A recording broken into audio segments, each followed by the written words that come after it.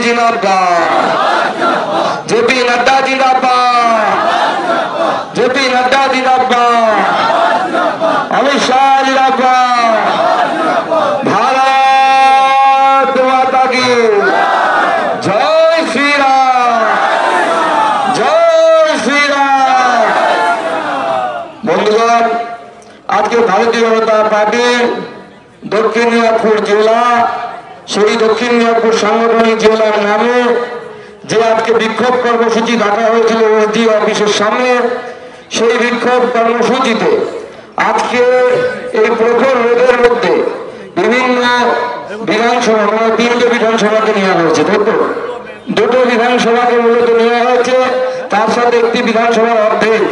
সেই 2.5টি বিধানসভা থেকে আগত আমাদের ভারতীয় জনতা পার্টির কর্মীবৃন্দ যারা রোদকে উপেক্ষা করে মমতা বন্দ্যোপাধ্যায়ের এই জিহাদি শাসনকে বাংলা থেকে দূর করানোর জন্য, বাংলাকে দ্বিতীয়বারের জন্য স্বাধীন করার জন্য যারা এসেছে তাদেরকে সবার আগে আমি গরিব অভিনন্দন জানাই, শতকোটি প্রণাম জানাই, আমার নমস্কার জানাই এবং অভিনন্দন জানাই।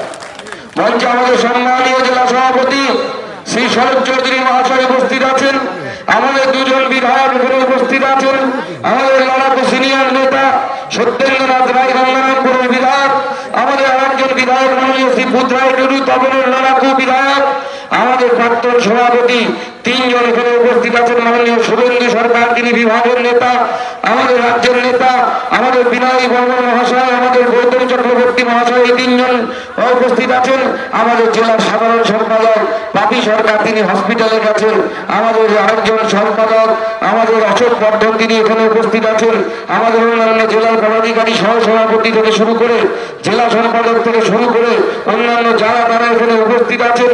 আজকে আমরা পুলিশ প্রশাসনের এক অদ্ভুত রূপ দেখলাম। বন্ধুগণ, আমরা এসেছিলাম কেন? আমাদের দুটো ইস্যু নিয়ে আমরা বিক্ষোভ দেখাতে এসেছিলাম। সেই বিক্ষোভের মূল কারণ কে ছিল? একটা কারণ যে 26,000 লোকের চাকরি চলে গেল, যুবক যুবতী চাকরি হারা হলেন, আর মমতা বন্দ্যোপাধ্যায় সেই চাকরি হারানোর ঘটনা। আমরা অনেক হয়তো বলি 26,000 লোকের চাকরি গেছে, 26,000 লোকই হয়তো বঞ্চিত হয়েছে। না বন্ধুগণ, বঞ্চিত সংখ্যা 26,000 নয়, 22 থেকে 23 লক্ষ যুবক যুবতী পরীক্ষা দিয়েছিল, তারা প্রত্যেকেই বঞ্চিত হয়েছে। কারণ এখন আর ধরার উপায় নেই কারা অযোগ্য আর কারা যোগ্য। যারা যোগ্য এবং অযোগ্য রাজ্য সরকার তাদের লিস্ট দিতে পারেনি।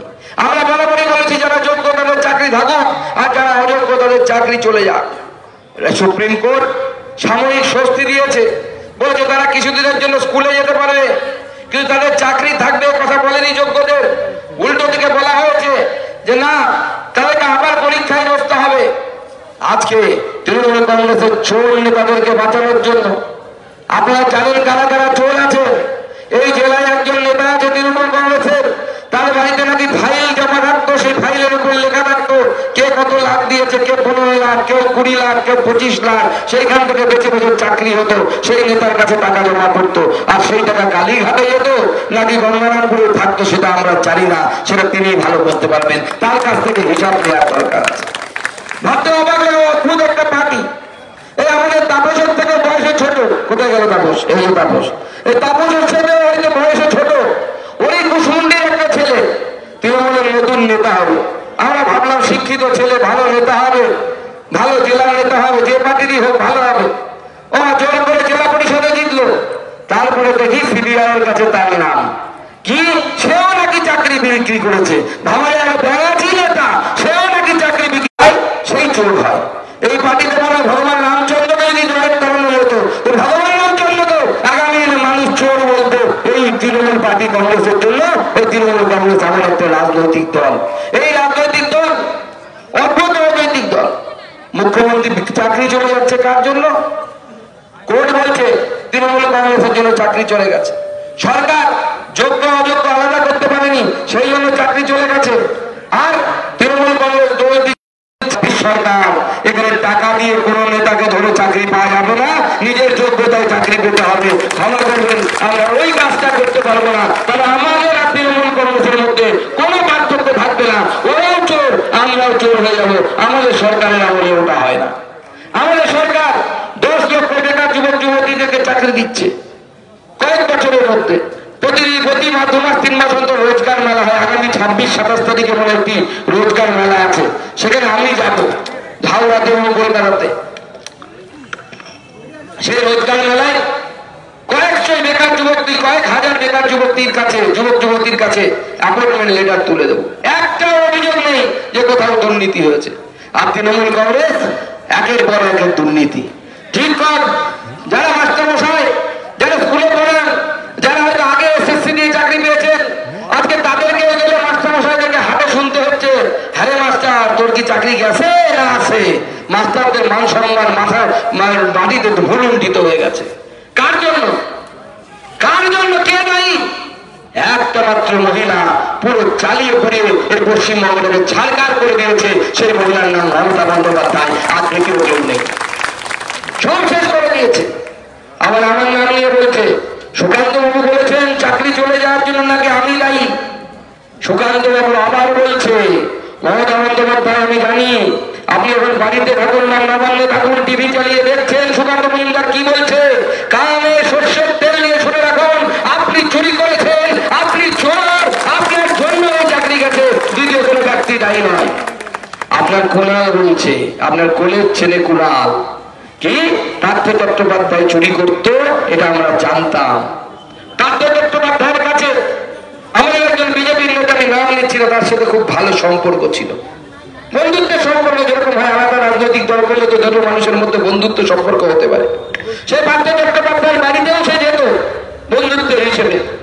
গিয়ে দেখেন মুখ্যমন্ত্রীর পরিবারের একজন, আমি নাম নিচ্ছি না, তা তিনি রাজনীতি করেন না, মুখ্যমন্ত্রীর পরিবারের একজন, তার নামে চাকরির লিস্ট দেওয়া আছে পার্থ চট্টোপাধ্যায়ের কাছে যে এই চাকরি হতে হবে, কারণ মুখ্যমন্ত্রীর পরিবারের একজন সেই টাকা নিয়ে রেখেছে। লজ্জা লাগে, এই ভিখারিগুলো আজকে পশ্চিমবঙ্গের শাসন ব্যবস্থা চালাচ্ছে, যারা চাকরি বিক্রি করার মতো গর্হিত অপরাধ তারা করেছে। চোর, এই চোরদেরকে কোথায় জায়গা দিতে হবে? চোরেরা কোথায় সুন্দর, কোথায় সুন্দর? জেল আমরা ছোটবেলায় পড়তাম, বর্ণরা বনে সুন্দর, শিশুরা মাতৃক করে মায়ের কোলে।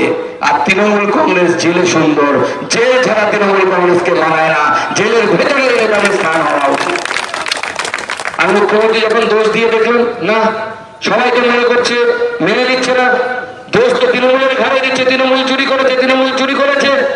মুখ্যমন্ত্রী তখন নতুন ফোন দিয়ে আটলেন, ওয়াকআপ বিল, ওয়াকআপ বিল, ওয়াকআপ অ্যাক্ট সংশোধনী বিল, সেই নিয়ে তার দুধেল গাইদেরকে খেপিয়ে দিলেন। মুর্শিদাবাদে আমি নিজে গেছি, যে রিফিউজি ক্যাম্প, সেই refugee camp Banglapur high school, Baishnabnagar. আমার মনে পড়ে গেল, আমি ছবিতে দেখেছি, সিনেমায় দেখেছি, ঋত্বিক ঘটকের সিনেমায় দেখা গেছিল, কিন্তু ঋত্বিক ঘটকে বলেননি, তৎকালীন বামপন্থীরাও বলেননি যে বাংলাদেশ থেকে কেন হাজার হাজার লক্ষ লক্ষ হিন্দুকে রাতের অন্ধকারে ভিটে মাটি ছেড়ে এই পারে চলে আসতে হয়েছিল। আজকে সেই দৃশ্য আবার নতুন করে বলে যে সিনেমায় যেন রিটেক হয়, একবার না হলে পরে নায়ককে বলা হয়, নায়িকাকে বলা হয়, আরেকবার অভিনয় করে দেখান।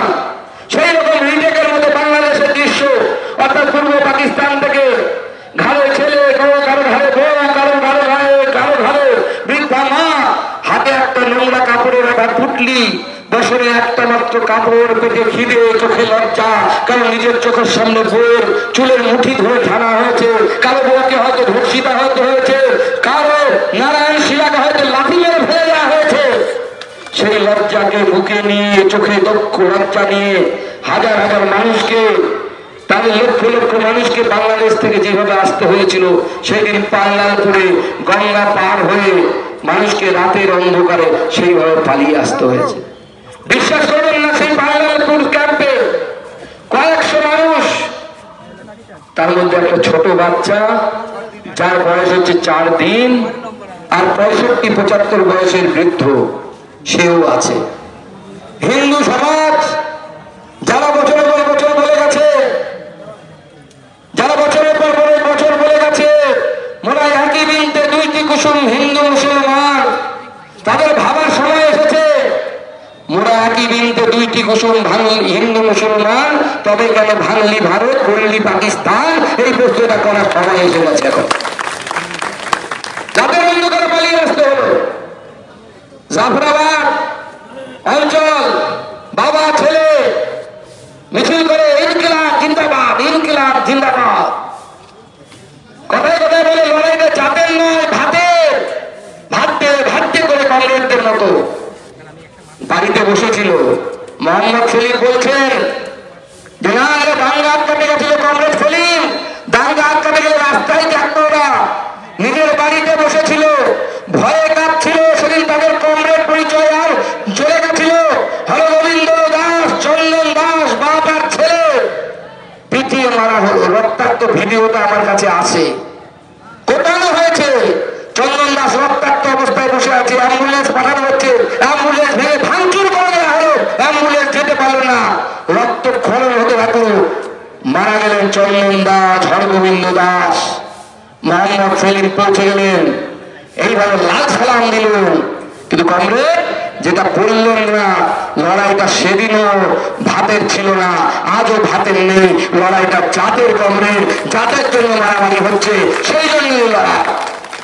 সেই লড়াইটা জাতের, হিন্দু মুসলমানের দিক জাতি তত্ত্বকে সেই সময় জিল্লা সাহেব এবং ইংরেজরা এবং তার সাথে বামপন্থীরা, বামপন্থীদের দাবি ছিল ভারত বিভাজন করতে, পাকিস্তানের দাবি মানতে হবে, তবেই ভারত স্বাধীন হবে। এই দাবি নিয়ে বামপন্থীরা সেদিন লড়াই করেছিল। সেই মঞ্চে সোনাবতীর সাথে মঞ্চে জ্যোতি বসু যাওয়ার কথা ছিল, কোনো কারণে গাড়ি করে তিনি পৌঁছতে পারেননি। নাহলে যে মঞ্চ থেকে 1946 সালে গ্রেট ক্যালকাটা কিলিংস হয়েছিল, কলকাতায় হাজার হাজার মানুষকে কুপিয়ে মারা হয়েছিল, সেই মিটিংয়ে জ্যোতি বসু হয়তো থেকে যেতেন। শুধু দুর্ভাগ্যবশত তিনি পৌঁছতে পারেননি। আমাদের বিখ্যাত অভিনেতা ছবি বিশ্বাস, যারা পুরনো লোক আছে, যারা উত্তম কুমারের আমলের সিনেমা দেখেছে, তার বিখ্যাত সিনেমা জলসা ঘর, সেই ছবি বিশ্বাসকে কলকাতার মানিকতলার বুকে তলোয়ার দিয়ে ধরেছিল গলা কাটবে বলে। সেদিন কোন বুদ্ধিজীবী, কোন কংগ্রেস কেউ বাঁচাতে আসেনি ছবি বিশ্বাসকে। সেদিনই ছবি বিশ্বাস ছবি হয়ে যেতেন যদি গোপাল মুখোপাধ্যায়, গোপাল পাঠা, তার পাঠা কাঠার অস্ত্র নিয়ে যদি রাস্তায় না নেমে ছবি বিশ্বাসকে বাঁচাতেন, সেই দিনই ছবি বিশ্বাস ছবি হয়ে যেতেন। কোনো জলসাগর সিনেমা তার আমরা দেখতে পেতাম না। সেদিনও লড়াইটা জাতের ছিল, ভাতের ছিল না। আর মমতা বন্দ্যোপাধ্যায় বুঝতে পেরে গেছে। কি বুঝতে পেরে গেছে? একদিকে দাঙ্গা করিয়ে দাও, দাঙ্গা করলে ডবল ডবল লাভ, ডবল ডবল চাকরি দিব বলেছেন, চাকরি তো দিতে পারেন, ডবল ডবল লাভ। কিসের লাভ হচ্ছে? সেই লাভ একদিকে 26,000 চাকরি হারা, দৃষ্টিটা অন্যদিকে ঘুরে গেল। আর তার সাথে সাথে কি লাভ হলো? মমতা বন্দ্যোপাধ্যায় জানে হিন্দুদের যতই ঘাটাঘাটি মারো, 1000 টাকা থেকে 500 টাকা বাড়িয়ে দেবো, আরেকটু বাড়িয়ে দেবো লক্ষ্মীর ভান্ডার, হিন্দুরা মুখ বুঝে সহ্য করে নেবে। কিন্তু মনে রাখবেন, ওই মহিলারা যারা আমার সাথে কলকাতা গেছিল, 8টা পরিবারের মানুষ, বেশিরভাগ মহিলা ছিলেন, তারা সবাই লক্ষ্মীর ভান্ডার পেত। একজন প্রধানমন্ত্রী আবাস যোজনা বা বাংলার আবাস যোজনা মুখ্যমন্ত্রী যাকে বলেন, তারও ঘর ছিল। এখন আর ঘর নেই, লক্ষ্মীর ভান্ডারের টাকাও নেই, রাতের অন্ধকারে সব পুড়িয়ে দেওয়া হয়েছে। কারণ লড়াইটা তখনও ভাতের ছিল না, আজও নেই। লড়াইটা জাতের লড়াই। হিন্দু বলে তাদের বাড়ি পুড়িয়ে দেওয়া হয়েছে, হিন্দু বলে তাদের জীবন ওষ্ঠাগত করে দেওয়া হয়েছে। মুখের উপরে বলেছে ওই মহিলাদের কাছে গিয়ে, তারা বলেছে আমরা দিদির দলের সমর্থক, আমরা তৃণমূল করি। যতই তৃণমূল কর, হিন্দু না তোরা? হিন্দু জন্মে যখন জন্মগ্রহণ হয়েছে তোদের মার খেতে হবে, মরতে হবে। বলেছে তোদের স্বামীদেরকে ছেড়ে দে, এখনই কপিয়ে গলা কেটে নদীর জলে ভাসিয়ে দিচ্ছি, চল তোরা আমাদের সাথে, চল আমাদের সাথে নিকা করবি, নামাজ পড়বি, রমজান মাসে উপবাস রাখবি, তোরা আমাদের সাথে ধর্মান্তরিত হবে। মুখের উপরে গিয়ে বলেছে। শিব বলে আমরা কতদিন এই সাম্প্রদায়িক সম্প্রীতি বলে বলে চালাবো, মিথ্যে কথা বলে চালাবো, ভাবের ঘরে চুরি করবো? সেই সময় চলে গেছে। সমস্ত পশ্চিমবঙ্গের হিন্দু সমাজকে আমি আহ্বান জানাচ্ছি, আসুন লড়াই করি। আমরা বীর হিন্দুর মঞ্চ, আমরা লড়াই করে এর বিরুদ্ধে সত্যিকারের লড়াইটা আমরা করি। কেন লোকে বলে শ্রীধর শুধু হিন্দুদের কথা বলছে? হিন্দুদের কথা বললে প্রকৃত সেকুলারিজমের কথা বলা হয়। 100 জন হিন্দুর মধ্যে 1 জন মুসলমান পরিবার যদি থাকে, তবুও সে সুরক্ষিত থাকবে। কারণ হিন্দু জন্মমাত্র সেকুলার, হিন্দু জন্ম থেকে অসাম্প্রদায়িক, সেই মানবতা নিয়ে আমরা সেই সহসী বা বরাবর মানুষ হয়েছি। আজকে তাই সময় এসেছে, আর আজকে আমরা তার বিরুদ্ধে আন্দোলন করলাম। পুলিশ লাঠিচার্জ করতে শুরু করলো, দক্ষিণ দিনাজপুরে পুলিশ লাঠিচার্জ করছে। আমরা ভাবতে অবাক হয়ে গেলাম, কি ব্যাপার, এরকম করে কিভাবে কেন হচ্ছে?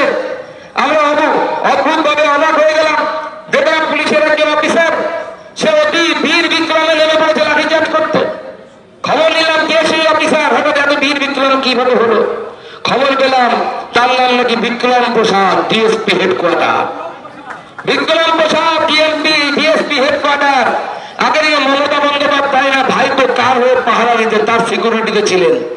ওখানে থাকতে থাকতে প্রতিদিন 3 বেলা করে, ডাক্তার যেমন লিখে দেয় না, সকালে 2টো বড়ি খাওয়ার পর, দুপুরে 2টো বড়ি খাওয়ার পর, রাত্রে 2টো বড়ি খাওয়ার পর, সেখানে 3 বেলা নিয়ম করে হাওয়ায় চটি চাটতেন। সকালে 2বার, দুপুরে 2বার, রাতে 2বার।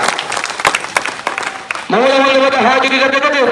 সাধারণ মানুষ, আমাদের গ্রামের মানুষ অনেক হাওয়াই চটি পরে, সবার হাওয়াই চটিকে নোংরা দেখবেন। মমতা বন্দ্যোপাধ্যায় হাওয়াই চটি দেখবে সাদা ধবধবা, নীল সাদা। আমি ভাবতাম কি ব্যাপার, এখন বুঝতে পারলাম এই বিক্রম প্রসাদী 3 বেলা চেটে চেটে পরিষ্কার করে নিত, সেই জন্য পরিষ্কার হয়ে আছে। আমি আমার জেলা সভাপতি এবং অন্যান্য নেতৃত্বকে অনুরোধ করবো, ভালো দেখে একটা নীল সাদা রঙের হাওয়াই চটি কালকে কিনে বিক্রম প্রসাদের কোয়ার্টারের সামনে গিফট দিয়ে আসুন, এখানে বসে বসে ওটা চাটবে, তাহলে কাজে লাগবে। পড়াশোনা করে আইপিএস হয়েছে এই অশিক্ষিত নেতাদের বাঁচানোর জন্য, তাহলে পড়াশোনা করে লাভ কি থাকলো? আজকে এখানে পরিষ্কার বলে দিতে চাই, কোন গুন্ডামি মস্তানি এই জেলায় থাকবে না, এই জেলায় চলবে না। এই জেলায় গুন্ডামি মস্তানি করার জায়গা নেই। আমাদের বিপ্লবটা অনেক গুন্ডামি মস্তানি করে দেখেছেন তো, দুবার বাংলার মানুষ এবং এই দক্ষিণ দিনাজপুরের মানুষ বিপ্লব মিত্র তার কোম্পানিকে হারিয়েছে। আগামী দিনেও আমরা হারাবো, আমরা এই জেলাকে এই দুষ্কৃতীদের হাতে তুলে দেবো না। আজকে মমতা বন্দ্যোপাধ্যায় ভাবছেন পুলিশ দিয়ে বিজেপিকে আটকে দেবে, আটকাতে পারবেন না। আমি আপনার ডিজির কাছে গিয়ে বসেছিলাম ওই ঘর হারাদেরকে নিয়ে, আপনার ডিজি পর্যন্ত বাধ্য হয়েছে নবান্ন থেকে ছুটে এসে আমাদের প্রতিনিধি দলের সাথে দেখা করার জন্য, কারণ ডিজিও জানে যে মুখ্যমন্ত্রী চোর এবং এই মুখ্যমন্ত্রী মিথ্যাবাদী মুখ্যমন্ত্রী, এই মুখ্যমন্ত্রী ওই সিংহাসনে বসার অধিকার নেই। যখন দাঙ্গা হলো, মুখ্যমন্ত্রী ভাবুন এটা আমাদের কি মুখ্যমন্ত্রী আমরা রেখেছি। আমাদের এই পশ্চিমবঙ্গকে মনে করা হয় জাতীয়তাবাদের উৎসস্থল। এক সময় বন্দে মাতরম মন্ত্র এই পশ্চিমবঙ্গ থেকে বাংলার বুকে রচনা হয়েছিল। এই বন্দে মাতরম মন্ত্র নিয়ে, গীতার মন্ত্র দিয়ে একবার বিদায় দে মা ঘুরে আসি, ক্ষুদিরাম থেকে শুরু করে, প্রফুল্ল চাকি থেকে শুরু করে, মাতঙ্গিনী হাজরা থেকে শুরু করে, তারা ফাঁসির মঞ্চে জয়গান গিয়ে গেছেন, কেউ বুকে গুলি খেয়েছেন, তিরঙ্গা হাত থেকে নামাতে দেননি। আজকে সেই পশ্চিমবঙ্গের মুখ্যমন্ত্রী কি বলছেন, বিএসএফ দাঙ্গা করিয়েছে। ছি, এই লজ্জা আমরা রাখি কোথায়? এই লজ্জা রাখি কোথায়? বিএসএফ কারা? বিএসএফ ভারত সরকারের সেই ফোর্স যারা কোনো শত্রু দেশের সাথে যদি প্রথম যুদ্ধ শুরু হয়, যখন প্রথম গুলিটা যারা বুকে পেতে নেয় এই দেশের জন্য, এই ভারত মায়ের জন্য, তাদের নাম বিএসএফ। আর মমতা বন্দ্যোপাধ্যায় তাদের নামে এই বাজে কথা বলেছে। বিএসএফ নাকি 4,000-5,000 টাকা করে দিয়ে বাংলাদেশের লোকেদেরকে নিয়েছে, তাদেরকে নাকি ঢিল ঝুলিয়েছে। আর আজকে আমরা অবাক হয়ে যাচ্ছি, এই যে পুলিশের রিপোর্ট, যে রিপোর্ট কোর্টে পুলিশ জমা করেছে, কোর্ট থেকে আমরা বের করেছি, তাতে পশ্চিমবঙ্গের পুলিশ কি বলছে, যে সব জায়গাতে একটা কথা বলছে যে সব জায়গায় লোকাল পিপল। আমি পড়ছি, ইংরেজিতে পড়ছি, তারপরে বাংলা করে দেবো। আমি একটা রিপোর্টের একটা অংশ থেকে পড়ছি। 11/4/2025 আফটার জুমা প্রেয়ার, জুমা নামাজের পর at Umarpur under the Raghunathganj PS, Sajur Moor under the Suti PS, and old Dak Banglo Moor under the Shamsherganj PS by some local people without any recognized banner. Bangla করলে কি দাঁড়ায়? বাংলা করলে দাঁড়ায় 11 তারিখ এপ্রিল মাসের জুমা নামাজের পর উমরপুর, যা রঘুনাথগঞ্জ পুলিশ স্টেশনের অন্তর্গত, সাজুর মোড়, যা সুতি পুলিশ স্টেশনের অন্তর্গত, এবং ওল্ড বাংলো মোড়, যেটা শমশেরগঞ্জ পুলিশ স্টেশনের অন্তর্গত, সেখানে কিছু লোকাল পাবলিক, পরিষ্কার বলছে local people without any recognise banner, কোন ব্যানার ছাড়াই জমা হতে শুরু করে। প্রত্যেক জায়গায় ওই জায়গাতেও বলা হচ্ছে লোকাল পিপল, এই জায়গাতেও বলা হচ্ছে লোকাল পিপল। পুলিশের এত বড় রিপোর্টের 3টি পাতা আমি নিয়ে এসেছি। এই রিপোর্টের গুরুত্ব কি? মমতা বন্দ্যোপাধ্যায় বলেছিলেন বাইরে থেকে লোক এনেছে বিএসএফ, আর মমতা বন্দ্যোপাধ্যায় যে পুলিশ ডিপার্টমেন্টের মন্ত্রী, পুলিশ দপ্তরের মন্ত্রী, তার পুলিশ বলছে লোকাল পিপল। অর্থাৎ মমতা বন্দ্যোপাধ্যায়ের পুলিশ স্বীকার করে দিচ্ছে কোর্টের সামনে যে মমতা বন্দ্যোপাধ্যায় মিথ্যাবাদী, মমতা বন্দ্যোপাধ্যায় মিথ্যা কথা বলেছেন, মমতা বন্দ্যোপাধ্যায় সত্যি কথা বলেন। তার পুলিশ বলছে, আমরা বলছি না। ভাবুন রাজার কি অবস্থা। রাজার অবস্থা, রাজা সিংহাসনে বসে আছে, তার পুলিশই বলছে বাবা রাজা তুমি মিথ্যাবাদী। আর এই মিথ্যাবাদীর হয়ে এই প্রশাসন নেমেছে। এখানকার এসপি ডিএম দুজনে দলদাসে পরিণত হয়েছে। আজ দেখুন আমি এখান থেকে দেখতে পাচ্ছি জগন্নাথ মন্দিরের একটা বড় করে ব্যানার টানিয়েছে, মমতা বন্দ্যোপাধ্যায় হাত জোর করে আছে। ভুলবেন না, যারা লক্ষ্মীর ভান্ডারে বলে ভাবে আহা আমার দিদি কি ভালো, হিন্দু ধর্মের জন্য কি বড় কাজ করছে, জগন্নাথ জগন্নাথ দেবের নাম নিয়ে জয় জগন্নাথ করছেন কাঁথিতে, সেখানে জগন্নাথ মন্দির প্রতিষ্ঠা করছেন। মনে রাখবেন রামায়ণ মহাভারত আমাদের পূর্বপুরুষরা লিখে গেছিলেন আমাদের শিক্ষা দেওয়ার জন্য।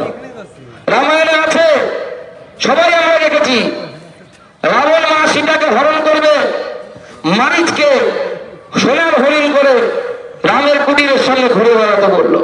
মা সীতা সোনার হরিণ দেখে ভাবলো যে মা রামকে বললেন যান ধরে নিয়ে এসো আমার জন্য সোনার হরিণ, আমার সোনার হরিণ চাই। লোভ করলেন মা সীতা, এই সোনার হরিণ হচ্ছে লক্ষ্মীর ভান্ডার। মনে রাখবেন এই সোনার হরিণ হচ্ছে লক্ষ্মীর ভান্ডার, যার লোভে আমরা দৌড়চ্ছি। আর তারপরে কি হলো, রাবণ এলো। রাবণ কি রূপে এলো? রাবণ গেরুয়া বসন করে এলো। ওই যে গেরুয়া বসন করে রাবণ দেখতে পাচ্ছেন, মন্দিরের ছবি লাগিয়ে নমস্কার করছে, ভাবছে আমি কত বড় হিন্দু। যে ভুল করবেন ওই রাবণকে দেখে আর সোনার হরিণ দেখে তাদের হরণ হতে বাধ্য, তাদেরকে মমতা বন্দ্যোপাধ্যায় রূপী রাবণ তাদেরকে ঘর ছাড়া করবে। আজকে লক্ষ্মীর ভান্ডারে ঘর ছাড়া হতে বাঁচাতে পারেনি। প্রধানমন্ত্রী আবাস যোজনা বাংলার ঘর যাই নাম নিলে কেন তা ঘর ছাড়া হতে বাঁচাতে পারেনি। উল্টে মমতা বন্দ্যোপাধ্যায় বলছেন, কি বলছেন মমতা বন্দ্যোপাধ্যায়? মমতা বন্দ্যোপাধ্যায় বলছেন যে হিন্দুদের বোঝা উচিত, হিন্দুদের একটাই কথা বলবো, বোঝা উচিত মুসলমানদের খুব রাগ হয়েছে, ওদের জমি নাকি নিয়ে নিয়েছে। কে নিয়েছে? মমতা বন্দ্যোপাধ্যায়। কে? কোথায় ওয়াকফ বিলে? দেখুন তো ওয়াকফ বিলে কি বলা আছে। আপনারা মুসলমান ভাইদেরকে ভুল বোঝাচ্ছে, তাদের মন্দির মসজিদ তাদের কবরখানা সব নিয়ে নেওয়া হবে। কোনো কিছু নিয়ে নেওয়া হবে না, তাদের যা আছে তাদেরই থাকবে। কিন্তু কেউ যদি মনে করে যে ওয়াকফের নামে, কালকে বলবে কালেক্টরি অফিস ওয়াকফ সম্পত্তি, পরশু বলবে ইডেন গার্ডেন ওয়াকফ সম্পত্তি, পরশু দিন আপনার বাড়িতে আমার বাড়িতে বলে ওয়াকফ সম্পত্তি, ওই জমিদারি চলবে না। নরেন্দ্র মোদীর আমলের পক্ষে চলতে পারে না, এটা আমরা চলতে দেবো না। কাগজ দেখায় যেটা আপনাদের বৈধ সম্পত্তি আপনাদেরই থাকবে, ওখানে নরেন্দ্র মোদীও হাত দিতে দেওয়া যাবে না, সুকান্ত মজুমদারও হাত দিতে যাবে না। কিন্তু যদি একটা নতুন ওরা কনসেপ্ট তৈরি করেছিল 2013 সালে, waqf by practice. Waqf by practice মানে ধরুন এই মাঠ, এই পাশে যে মাঠটা আছে, আগামী 5 জন মুসলমান ভাই নামাজ পড়তে শুরু করলো। এই মাঠের যে মালিক তারা বললো দরগা তৈরি করে দিয়েছে, মুসলমান ভাইরা নামাজ পড়ছে, ভালো কথা দরগা তৈরি করে দিল। তারপর সেই দরগার যে পূজারি হলো, ওদের ভাষায় কি বলে আমি জানি না, সে কিছুক্ষণ পর যদি বলে, কিছু কয়েক বছর পর বলে যে এটা ওয়াকফ হিসেবে আমি দান করে দিলাম, সঙ্গে সঙ্গে এই মাঠটা ওয়াকফ সম্পত্তি হয়ে যাবে। এটা কি ঠিক নিয়ম ছিল? নরেন্দ্র মোদী এটা পরিবর্তন করেছে। এটা পরিবর্তন করার দরকার ছিল, 100 বার প্রয়োজন ছিল, এবং আমরা 100 বার করব। পশ্চিমবঙ্গে কয়েক হাজার জমির মালিক ওয়াকফ, কেউ মুসলমানদের দেখুন সবাই গরিব, কেউ 1 পয়সা পায় না, খেপিয়ে নিয়ে চলে আসছে। সেই মুসলমান যারা এসে ঢিল মারছে তাদেরকে জিজ্ঞেস করি, আচ্ছা এতদিন তো ওয়াকফ না খাই মোদী দখল করেনি, তোরা কি লাভ পেয়েছিস সেই ওয়াকফ থেকে? ক পয়সা পেয়েছিস? কেউ কিচ্ছু পায়নি, কারণ দখল করে আছে তৃণমূল কংগ্রেসের নেতারা। কলকাতায় যান, ফিরাজ হাকিম সাহেব 5 কাঠা জমি, সেখানে ফিরাজ হাকিম সাহেব আর তার বইয়ের নামে শোরুম, মাসে 100 টাকা 200 টাকা ভাড়া। যে জমির দাম লক্ষ লক্ষ টাকা, সেই জমি ভাড়া নিয়ে তারা ধুবুকি দখল করছে। মুর্শিদাবাদে তাই। শুধু তাই নয়, আপনারা শুনলে অবাক হয়ে যাবেন যে মমতা বন্দ্যোপাধ্যায় ওয়াকফ বিলের বিরোধিতা করছে। সেই মমতা বন্দ্যোপাধ্যায় যিনি বিরোধী নেত্রী ছিল, সেদিন তিনি কয়েকবার কেন্দ্রকে চিঠি দিয়েছে, তখন আমাদের সরকার ছিল না, যে ওয়াকফ সম্পত্তি নিয়ে তখন সিবিআই তদন্ত করা হোক। এই চিঠি মমতা বন্দ্যোপাধ্যায় দিয়েছিলেন, মমতা বন্দ্যোপাধ্যায় যখন বিরোধী দলনেত্রী ছিল। আমরা সব সামনে আনবো, আমরা সব সামনে আনবো, আমরা শুধু দৌড়টা রেখে দিচ্ছি। কিছু কিছু লোক এই সুযোগকে কাজে লাগিয়ে হিন্দুদের বাড়ি ঘর লুট করা, হিন্দুদের স্ত্রীদের বুকের আঁচল ধরে টানা, চুলের মুঠি ধরে টানা, সব আমরা দেখে দিচ্ছি। বিজেপি সরকার যখন গঠন হবে, ডায়েরিতে সব লেখা আছে, গলায় গন্ডায় হিসাব হবে। আর হিসাব কিভাবে হবে? উত্তরপ্রদেশের মুখ্যমন্ত্রী যেভাবে বলেছেন, লাতকে ভূত ভাতা এই মানবো, ওই ধরনের ট্রিটমেন্ট আমরা ব্যবস্থা করবো। আর যদি ভদ্র হয়ে থাকতে চান, সেকুলার হয়ে থাকতে চান, আপনাদের স্বাগত। সেকুলারিজম হিন্দুদের থেকে ভালো কেউ বোঝে না, হিন্দুদের থেকে বড় কেউ সেকুলার হতে পারে না। সেইভাবে থাকুন, আপনারাও শান্তিতে থাকবেন, আমরাও শান্তিতে থাকবো। আর ওই পুলিশ প্রশাসনকে বলছি, আমাদের 3 জন বা 4 জন মনে হয় আহত হসপিটালে ভর্তি হয়েছে। তারা আমাদের জেনারেল সেক্রেটারি থেকে শুরু করে সম্পাদক থেকে শুরু করে সাধারণ কর্মী সবার উপরে পুলিশের আঘাত হয়েছে। এই পুলিশের আঘাত আমরা মনে রাখবো, আমরা ভুলবো না। সেই সময় গোলামা গল্প করলেন, আমাদের পার্টির নেতাদেরকে জেলে ঢোকানো হয়েছিল, তার ফলস্বরূপ ভারতীয় জনতা পার্টি প্রত্যুত্তর দিয়েছে। ভারতীয় জনতা পার্টির সাংসদ ছিল না, বিধায়ক ছিল না। এই জেলাতে সাংসদ পরপর 2 বার হয়েছে, 3 জন বিধায়ক হয়েছে। আগামীবার সব কটা সিট এখানে আমরা জিতে আমরা পশ্চিমবঙ্গের সরকার গঠনের দিকে যাব। আমরা জানি কিভাবে জিততে হবে। তাই বলছি, মানুষের সাথে এখানে দক্ষিণ দিনাজপুরের মানুষ ভারতীয় জনতা পার্টির সাথে আছে। দক্ষিণ দিনাজপুরের মানুষ ভারতীয় জনতা পার্টির সাথে আছে। আমাদের দক্ষিণ দিনাজপুরের মানুষ 2 হাত তুলে আশীর্বাদ করেছে ভারতীয় জনতা পার্টিকে। তাই ভারতীয় জনতা পার্টি এখানকার শাসক দল, এই জেলার শাসক দল হচ্ছে ভারতীয় জনতা পার্টি। পুলিশ যদি শাসক দলের কথা মতো চলার অভ্যাস করে ফেলে, তাহলে ভারতীয় জনতা পার্টির কথা মতো চলতে হবে। তৃণমূল কংগ্রেস তৃণমূল কংগ্রেসের কথা মতো চলা চলবে না। তাই বন্ধুগণ, আপনারা যে আন্দোলন করেছেন, আজকে লড়াই দিয়েছেন যেভাবে পুলিশের সাথে, সেই লড়াই আগামী দিনে আমাদেরকে জারি রাখতে হবে। আগামী 26-এর বিধানসভা নির্বাচনে আমাদের তৃণমূল কংগ্রেসকে পর্যদুস্ত করতে হবে। বালুরঘাট থেকে শুরু করে গঙ্গারামপুর থেকে শুরু করে তপন, আমাদের 3টে বিধায়ক আছে। আগামীবার আরো বিধায়ক বাড়াতে হবে এবং প্রত্যেকটি বিধানসভায় বিজেপির গেরুয়া পতাকা তুলতে হবে এবং বিজেপি সরকারে আনতে হবে। তবে আমাদের এই পুলিশের বিরুদ্ধে লড়াই আমাদের সফল হবে। সেই লড়াইয়ের শপথ নিন। আর সবাই আমার সাথে বলুন, ভারত মাতা কি, ভারত মাতা কি, ভারত মাতা কি, জয় শ্রীরাম, জয় শ্রীরাম, ভারত মাতা কি।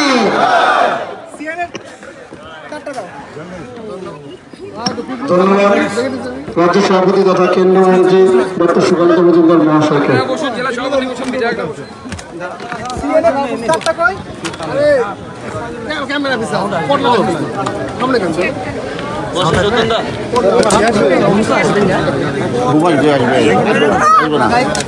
তোমরা নিলে তো আবার কি লাঠি চার্জ না আবার লাগবেই আবার।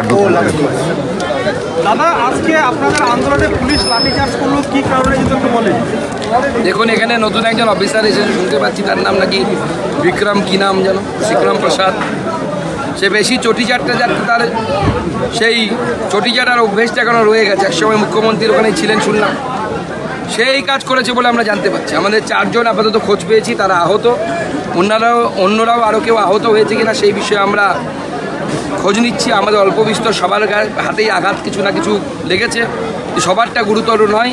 4 জনের আঘাত অত্যন্ত গুরুতর।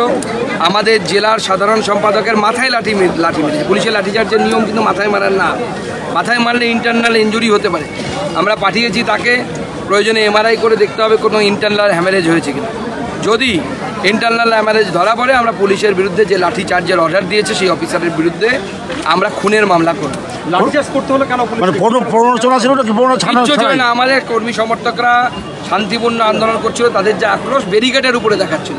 কোনো পুলিশের গায়ে কেউ হাত তোলা, পুলিশকে ঢিল মারা কোনো ঘটনা ঘটেনি যতক্ষণ না পর্যন্ত পুলিশ উস্কেছে। পুলিশ পরবর্তী সময়ে উস্কানির জন্য, পুলিশের উস্কানির জন্য পুলিশ ব্যারিকেড পারে, ভিডিও আছে, ব্যারিকেড জাম্প করে সেই পারে যে পারে বিজেপির থাকার কথা। আমরা পুলিশের কথা মতো পুলিশ যেদিকে আমাদেরকে ঘুরিয়েছে আমরা সেই দিকে এসে দাঁড়িয়েছিলাম, আমাদের আন্দোলন করছে। ঠিক কি বিষয় আজকে বিক্ষোভ? আমাদের তো জানেই, আমাদের 2টো বিষয়। এক, এই চাকরিহারা যারা চাকরি গেছে, এই দুর্নীতির মূল মাথা মমতা বন্দ্যোপাধ্যায়, তাকে গ্রেপ্তার করতে হবে। আর দ্বিতীয় হচ্ছে, মুর্শিদাবাদে হিন্দুদের উপর যে ধরনের অত্যাচার হয়েছে, সেই অত্যাচারের বিরুদ্ধে আমাদের এই আন্দোলন। মুখ্যমন্ত্রীর আমরা ইস্তফা ডিমান্ড করছি, কারণ মাননীয় মুখ্যমন্ত্রী তার হোম মিনিস্টার হিসেবে এবং এই রাজ্যের প্রধান হিসেবে তার যে ভূমিকা থাকা উচিত ছিল ভারতের সংবিধান রক্ষা করার জন্য। আমার সংবিধানে হিন্দুরও রাইট আছে, তার ধর্মীয় স্বাধীনতা আছে, সেই স্বাধীনতা মুর্শিদাবাদে মুখ্যমন্ত্রী রক্ষা করতে পারেননি। উনি সংবিধানের শপথ নিয়ে পদে বসেছেন, সেটা রক্ষা করতে পারেননি, সেই জন্য এই মুখ্যমন্ত্রীর ইস্তফা দাবি। পুলিশ বলছে আপনাদের দলের দেখুন কী ধরনের অত্যাচার হয়েছে, এখন লাঠির দাগ। এদিকে আসুন আপনি। আমাদের প্রাক্তন মণ্ডল সভাপতি, আমাদের জেলার নেতা, তাকে মেরে কী অবস্থা করেছে দেখুন। এই পুলিশ মমতা বন্দ্যোপাধ্যায়ের পুলিশ অত্যাচারী পুলিশে পরিণত হয়েছে। পুলিশ বলছে আপনাদের হয়েছে, আপনার তরফ থেকে লাঠিচার্জ। পুলিশ কিভাবে আহত হলো? পুলিশকে মেরেছে ডাকে, পুলিশকে মেরেছে বিজেপি, এরকম ইয়ে আছে? ঢিল মারা হয়েছে। সে তো পুলিশ লাঠিচার্জ করার পর যখন সমস্ত কিছু ছত্রভঙ্গ হয়ে গেছে তখন কে ঢিল মারছে? আমরা মেরেছি না আশেপাশের লোক মেরেছে ভগবান জানে। প্রথমে তো শান্তিপূর্ণ ছিল, আমাদের কর্মীরা বাসের ব্যারিকেডের উপর আক্রোশ দেখাচ্ছিল। বাসের ব্যারিকেডের আক্রোশের তো কারো লাগার কথা না। একজনও পুলিশের গায়ে হাত দিয়েছে প্রথমে আপনারা দেখাতে পারবেন না বিজেপির কোনো নেতা কর্মী। যখন পুলিশ তাদের এলাকা ছেড়ে বেরিয়ে এসে বিজেপির এলাকায় ঢুকলো, এদিকের এলাকাটা তো বিজেপির ছিল, ওদিকেরটা পুলিশের ছিল। পুলিশ ওপারে থাকতো কিচ্ছু হতো না, এপারে এসে মস্তানি মারাতে গেলে কেন? এখানে মস্তানি মারলে মার খেতে হবে। তাহলে কি মনে করছেন জেলায় যারা যাতে বিজেপি বিক্ষোভ না করতে পারে সেই কারণে আজকে লাঠিচার্জ? দেখুন, পুলিশ এবং সরকার দুটোই এই মুহূর্তে হচ্ছে পাগলের মতো অবস্থা। ওই যে কুকুরের যখন মাথায় ঘা হয় দেখেছেন কুকুর কেমন করে, খুঁজে পায় না কি করবে, ছাড়তেও পারে না, সেই রকম পাগলা কুকুরের মতো অবস্থাই সরকারের হয়ে গেছে। রাজ্যপালের কাছে কান্নায় ভেঙে পড়লেন পরিবারের লোকেরা। রাজ্যপালের কাছে কান্নায় ভেঙে পড়লেন পরিবারের লোকেরা, শাস্তির দাবি করছেন। দেখুন, যা ভয়াবহ পরিস্থিতির মধ্যে দিয়ে গেছে না, ওই পরিস্থিতি যদি একবার আপনারা চোখের সামনে, আপনার আমার চোখের সামনে যদি হয়, আমরাও কাঁদব। এটা বাস্তবিকতা। যেদিন আপনি হয়তো নববর্ষ পালন করছিলাম, সেদিন ওই ক্যাম্পের মহিলারা ভাতের থালা নিয়ে কাঁদতে কাঁদতে মুখে ভাত দিচ্ছে। অর্থাৎ যারা নিজের পায়ে দাঁড়িয়ে নিজের রোজগারের পয়সায় বিড়ি বেঁধে হলেও সসম্মানের সাথে খেতেন, তাদেরকে ভিক্ষা করে খেতে হচ্ছে। ওই ক্যাম্পে যে ভিক্ষা আসছিল সেটাতে খেতে হচ্ছিল। এর থেকে লজ্জার আর কি হতে? এলাকায় বিএসএফ ক্যাম্পের দাবি করছেন তারা। মহিলা কমিশনের কাছে একই দাবি করেছে বিএসএফ ক্যাম্প। না, ওখানকার মহিলাদের দাবিও তাই। আমি যে 8টা পরিবারকে নিয়ে গেছিলাম, 8 জনকে নিয়ে গেছিলাম ক্যাম্প থেকে রাজ্যপালের কাছে এবং ডিজির কাছে, সব জায়গাতেই একই দাবি যে ওখানে বিএসএফ ক্যাম্প থাকতে হবে, নাহলে ভারত বিরোধী কার্যকলাপের আখড়া হয়ে উঠবে।